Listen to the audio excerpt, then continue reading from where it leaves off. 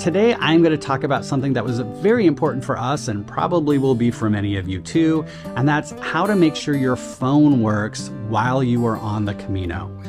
Buen Camino. Yesterday we made it from Portomarín to Palas de Rei.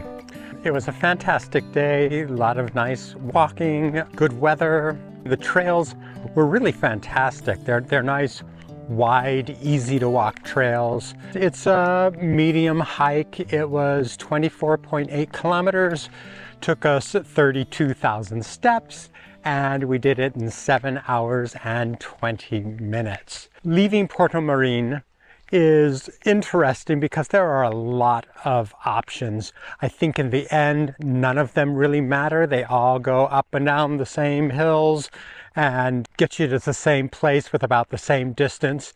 But as we were leaving, we were heading down the hill and there were other people heading up the hill, and we showed our map and it said to do one thing, and they showed their map and it said to do something else. Really, I don't think it matters that much which one you choose. There are also a couple of alternate routes along the way. One in particular when you get to the town of Gonzor, and again, I think your choices don't make much of a difference as far as distance or what you see.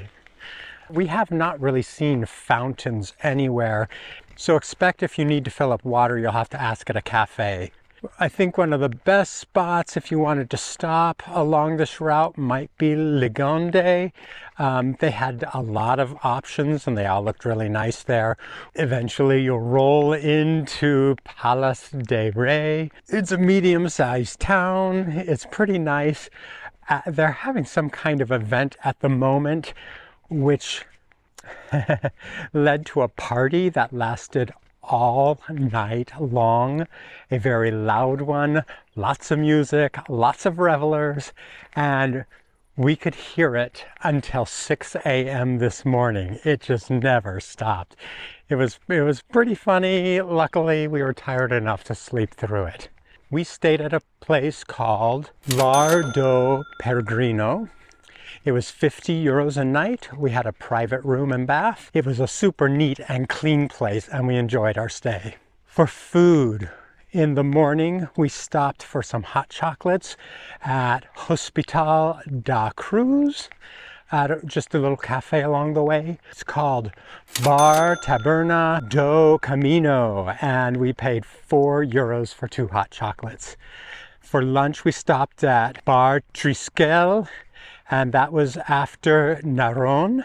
We got hamburgers and beers and French fries. Very tasty, and we had a nice meal there. We ended up running into some friends, so we sat for a good hour or more just chatting. That's why our day took a little longer than normal. For dinner, we bought salads at the grocery store, which we enjoy. After all the burgers we end up eating along the way, a salad now and then is really good for us. One thing I wanted to mention is that the whole way you're meeting the nicest people, and they're always happy to point out the directions or just give you a Buen Camino. But there are a few times when people go above and beyond and give out free stuff. And this doesn't happen often, but it has happened a few times. One time we had just hiked over a mountain. We got to the top of the hill and this man comes running out of a truck and he has bananas and he says, free bananas, and he just passed them out to us. We don't know who he was, but he was happy to be doing what he was doing. Another time we were walking through a town and we said hello to a woman, and next thing we know we hear her shouting behind us, so we turn around and she comes running out of her house and she had sprigs of rosemary, and we had just bought some sandwiches to eat later. And so when we finally did stop to eat our sandwiches, we took the rosemary and we sprinkled on the leaves to make our sandwiches a little more upscale, and it was delicious, but it was really kind of her to run out and give us that rosemary. And another time that it was a man who had hiked the Camino, he had become injured. People helped him out and he was so thankful. He comes back and he gives out tons of free drinks and snacks just because he wants to give back. And he ended up meeting another man who had the same vision and also wanted to contribute. So the two of them joined forces, and then they met a woman who was a podiatrist. So now the three of them, and there might be a few others, they all get together, they set up little pop-up rest areas where they give out free items and free foot massages for anyone walking along the Camino. So there are some super nice people along the way, and I think that's pretty amazing. Today, I'd like to give a shout out to Shaylin.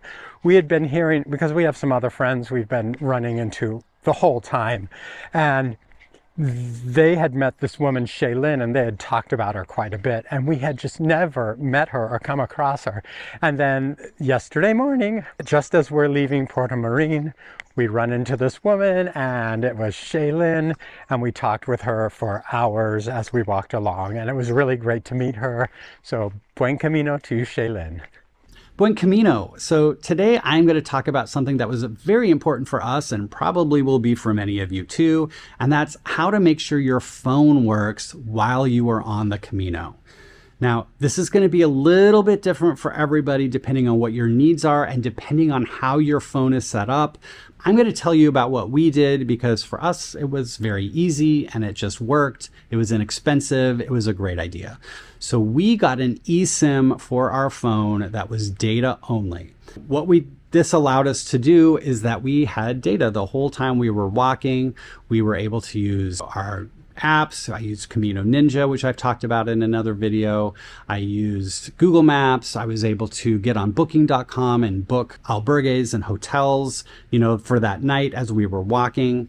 It was very convenient and we liked it a lot. The service that we used was called MobiMatter. It is an aggregator service, so they don't have their own plans, but they sell plans to a lot of different companies. And I really like this because then you can kind of compare and contrast a whole bunch of different plans and find the one that's going to be the best for you. What's really nice is you can put in all of the countries that you're going to visit and just look at the plans that cover all those countries. So sometimes there are plans that are only good in one country. We were able to find a plan that worked both in France and in Spain, so our coverage was seamless as we crossed the Pyrenees or, when we landed in Paris. And so it was very easy, and I liked that a lot. Another thing that you're going to want to do is decide how much data you're going to want to have in that plan.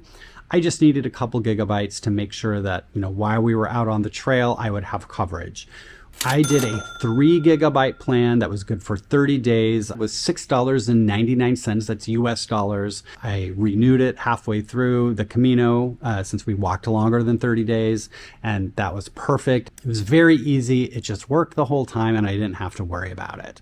If you are interested in using MobiMatter, I do have a referral code. I'll put it up on the screen and that'll get you 50% cash back off your first purchase. I think we also get a little credit if you use it though. Thank you for supporting our channel if you decide to do that. But before you rush out and buy the eSIM, there are a couple of questions you're going to want to answer for yourself just to make sure it is the right option for you. And that is, one, is your phone capable of supporting eSIMs? Most modern phones are nowadays. That is definitely where the future is headed. But if you have an older phone, you just want to make sure that your phone is compatible and can handle eSIMs. The second thing you're going to want to find out is your phone unlocked so that you can even use a eSIM? So if you are from the United States and you have a phone provider with, Sprint or Verizon or something, if you bought your phone directly from them, they might have given you a big discount for it. And in exchange for that discount, they have locked your phone to their service. If this is the case for you, you're not able to use eSIMs until your phone gets unlocked. So you're going to want to check your plan, check your phone. You might have to call them and find out, is your phone unlocked?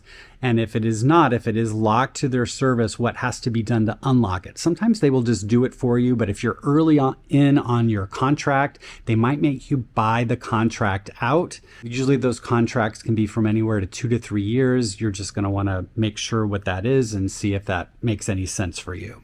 Some of the phone companies might have international coverage. You might have to pay extra for it. I know there are some companies it's like $10 a day.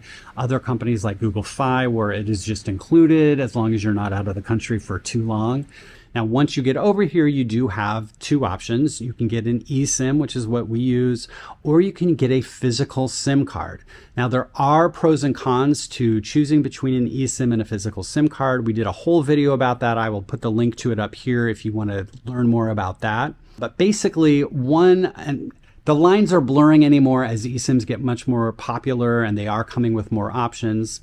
Now, one thing I will say, some people like to make phone calls, and an eSIM does not come with a phone number, and so you're going to have an alternate way of making phone calls. Now, if you just want to call your friends, you could probably use Facebook Messenger. If you're looking to call like an albergue, many of them are on WhatsApp, and you can use a calling feature in WhatsApp. The one time we did use a booking service for our bags and sent our bags ahead for the day, they were also on WhatsApp, and so I was just able to contact them there. It was very easy. Part of my neurodivergence is that I hate making phone calls. I don't do it. I don't like it. And so for me, having a phone number isn't important. If that is something that you want and you want to be able to make calls outside of like a third-party app, Skype would work too. Then you're just going to want to make sure you find an eSIM that comes with a phone number. There are some that do it. I've never really looked into it because it's not important to me. But if you want to be able to make phone calls, directly from your phone, make sure you find an eSIM that will give you a phone number. So if you want to get a physical SIM card, the same rules apply. You're still going to have a phone that is unlocked, but then you're going to have to find a store to sell you the SIM card when you get here. The easiest thing to do is probably just when you're in the airport, find a store that sells them and get it there. Oftentimes they're a little bit more expensive. You pay a premium for getting them in the airport, but they're just so much more convenient to get it done. Otherwise, you have to wait and get into town without having any service and find a store that sells them. But we have bought physical SIM cards in several different countries. It's a little bit more hassle, but then they still work the same. They're very easy. Usually there's an app that you can go in to top them up if you're going to be staying here for longer than 30 days and need to top it up. So in the end, the good news is that there are just a lot of options, and you are going to be able to figure out which one of these options is going to work best for you. We do videos every day that we've been walking the Camino, talking about stuff like this. So if you want to get caught up with some of our other videos, I will put the playlist right over here. Buen Camino. Today and not tomorrow.